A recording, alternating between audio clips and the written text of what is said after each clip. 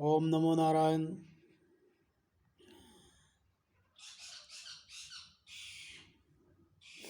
जय हो। आज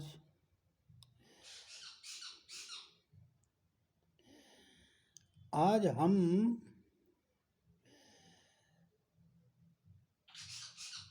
इस संसार में आए हैं, तो इस संसार का हम भोग 5 तरीके से करते हैं। 5 तरीके से: शब्द के द्वारा, रूप के द्वारा, रस के द्वारा और गंध के द्वारा।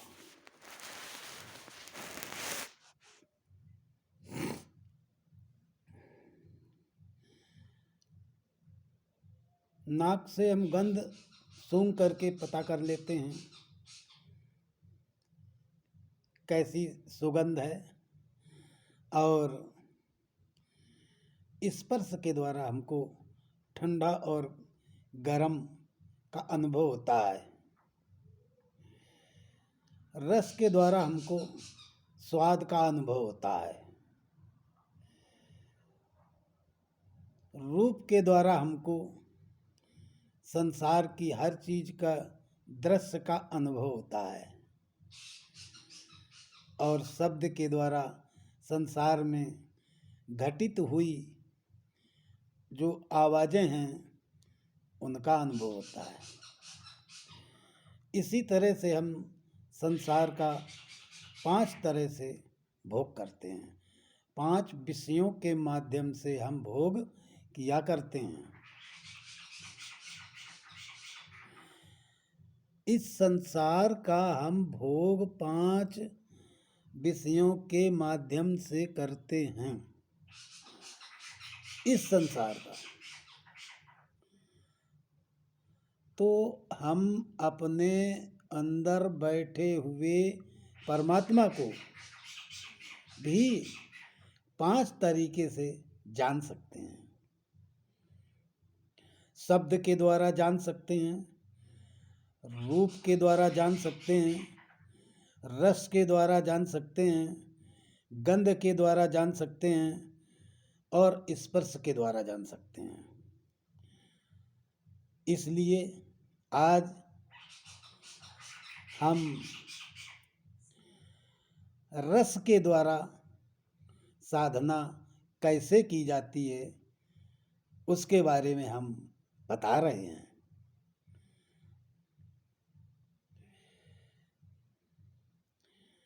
रस केवल हमारी जो जीव इंद्रिय है यही रस ग्रहण कर सकती है। हमारी जीव ही हर चीज के रसों के बारे में बताया करती है।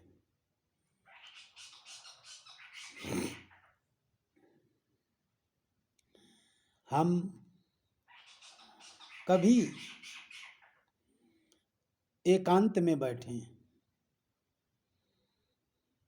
कभी किसी एक आसन पर बैठ करके, जिस आसन से हम ज़्यादा देर तक रुक सकें, बैठ सकें, उस आसन पर बैठ करके हम इस साधना को करते हैं।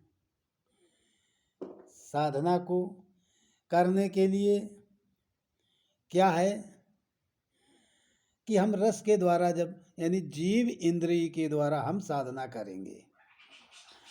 जीव का कार्य है कोई भी वस्तु हो, जीव से हम संपर्क कराते हैं तो जीव हमारी ये बताती है कि ये ऐसे इस तरह का स्वाद है।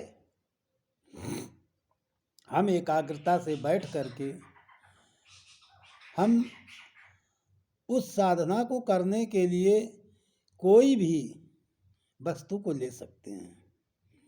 चाहे हम नमक की एक डली को ले सकते हैं, चाहे हम एक मिस्री के डली को ले सकते हैं, या हम एक बतासे को ले सकते हैं, या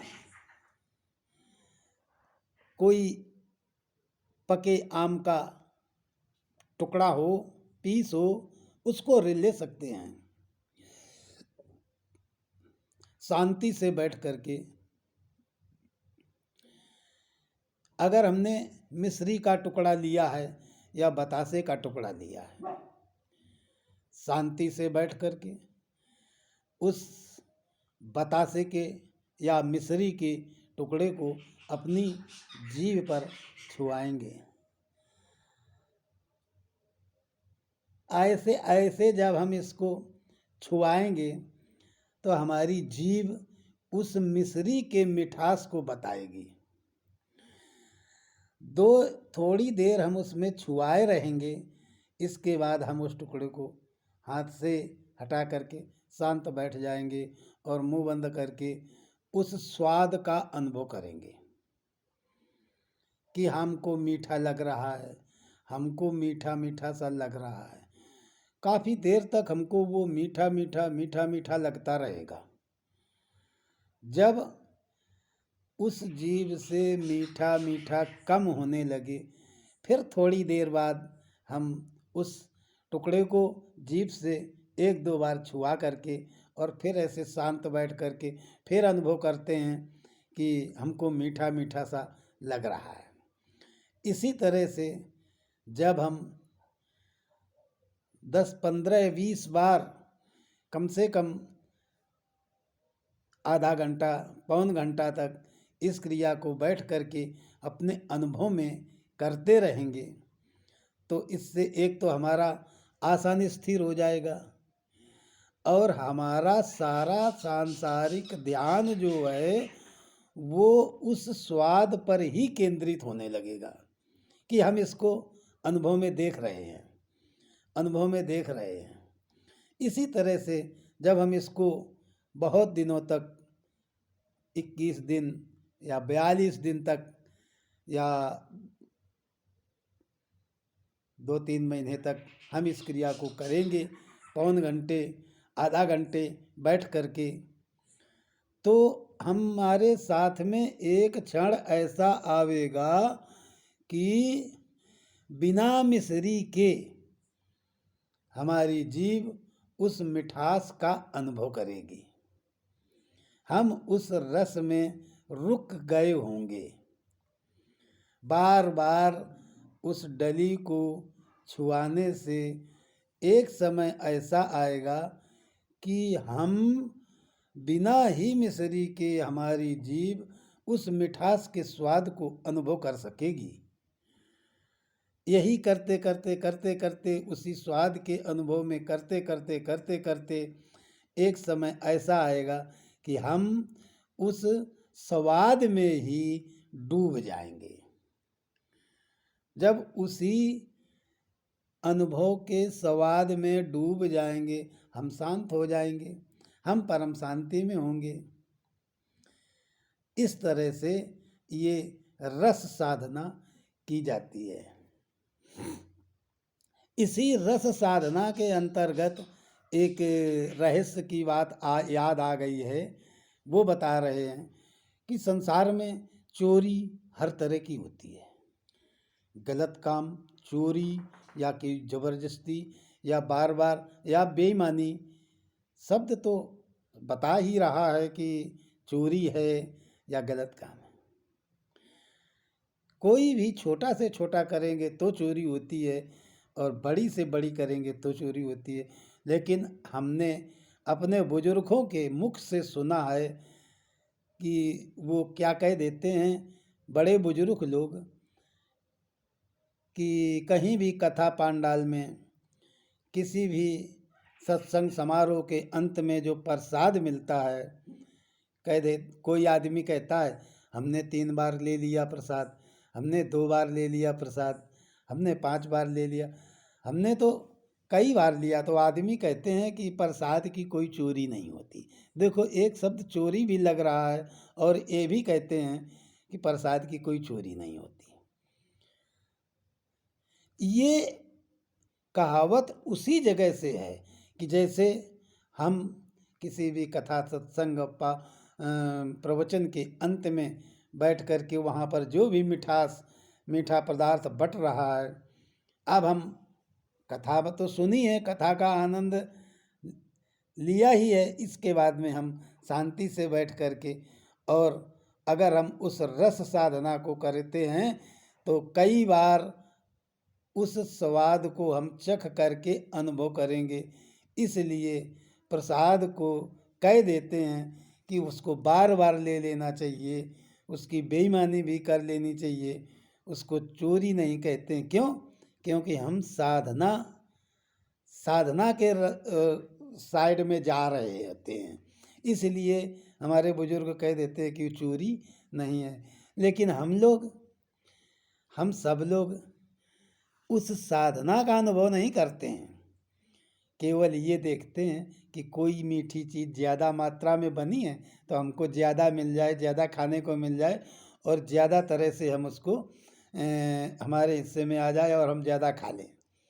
इस भावना से उसको बार बार लेते हैं, यानी उसका लेने का तरीका, उसका साधना करने का तरीका कोई दूसरा है, और आदमी आजकल समझ दूसरी तरह से लेते हैं। स्वाद के कारण बार बार उसको लेते हैं, लेकिन उस स्वाद को अपने ध्यान साधना में, रस साधना में परिणित करने के लिए ही बार बार प्रसाद या कोई भी चीज़ ले ली जाती है। उसमें चोरी नहीं मानते हैं, क्योंकि उसको हम अपनी साधना की तरफ तो ला ही नहीं रहे हैं, हम तो स्वाद में ले रहे हैं। साधना में अगर लावें तो हमारी साधना एकाग्र हो जाए। देखो, किसी भी स्थिति में हम अपने को एक जगह रोकने लगें, रुक करके उसी में डूब जाएं, उसी में शांत हो जाएं, यही साधना होती है, यही ये रस साधना होती है। आज हमने रस साधना के बारे में ऐसा बताया है, इस तरह से ही रस साधना की जाती है।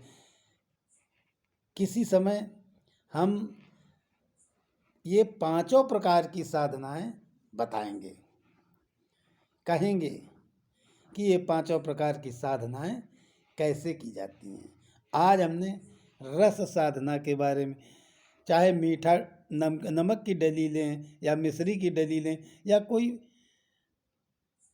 कोई भी स्वाद की मिर्च एक ले सकते हैं, यानी उसके स्वाद को आखिरी अंतराल तक अनुभव करना और उसमें 30-40 मिनट बाद में डूब जाना ही ये रस साधना के अंतर्गत आता है। इसी को रस साधना कहते हैं। ये जीव से की जाती, इसमें कोई मंत्र नहीं, इसमें किसी का भी ध्यान नहीं, इसमें केवल सारा ध्यान, सारी हमारी क्रियाएं, सारी हमारी एनर्जी, सारी हमारी सोच केवल उस रस पर ही केंद्रित होती हैं। जब उस पर केंद्रित होगी तो हम उसमें डूबने लगेंगे।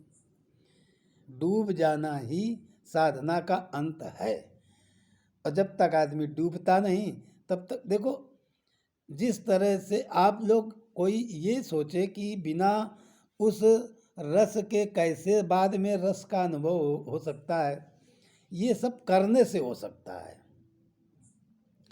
जब इस संसार नश्वर संसार को हम अपने रूप के द्वारा, आँखों के द्वारा इतने ज़्यादा गहराई से देखते रहते तो ये हमको सत्य मालूम होने लगता है, वैसे ये सत्य है नहीं। तो जब ये अभ्यास करने से हमको सत्य दिख सकता है, तो फिर रस वाली साधना भी अभ्यास करने से हमको वो बिना ही रस के उस रस का अनुभव होने लगता है, और उसी में हम एक समय डूब जाएंगे। हमारी निर्विकल्प और निर्विचार की समाधि लग जाएगी। हम एक अनंत सागर में डूब करके आनंद के सागर में गोता लगा रहे होंगे। यही हमारी इस साधना का अंत होता है। इसको हम करते रहने से आधा एक घंटे, देखो कोई भी साधना आधा एक घंटे बिना करने से उसमें कुछ हासिल नहीं होता है। 10-15 मिनट करने से कुछ नहीं हो सकता है। ना आज तक किसी ने कर पाया, ना हो सकता है। क्यों? क्योंकि कम से कम 2-2.5 घड़ी तक कोई भी हम जब कार्य करते हैं तभी हमारी वो समझ में आ सकता है। 10-15 मिनट का कोई भी कार्य समझ में नहीं आ सकता है, चाहे इस संसार की कोई चीज़ हो, चाहे अंदर वाले संसार की कोई वस्तु हो। जब तक 2-2.5 घड़ी तक इस संसार का भी कोई भी कार्य हम सीखने के लिए एक बार में नहीं, कम से कम हमको 10 बार सीखना पड़ता है, तब हम उसको जान पाते हैं। इसी तरह से जब हम अंदर वाले संसार की बारे में कुछ खोजेंगे तो हमको 2-2.5 घड़ी जरूर रुकना पड़ेगा, तभी हम उसके आनंद में गोता लगा सकेंगे। इसलिए आज हमने रस साधना के बारे में बताया है। इसीलिए सभी यही अनुभव से बताया है हमारे संतों ने, ऋषियों ने और महात्माओं ने, और कुछ ग्रंथों में भी ऐसा ही वर्णन आया है। जय हो। ओम नमो नारायण। जय हो।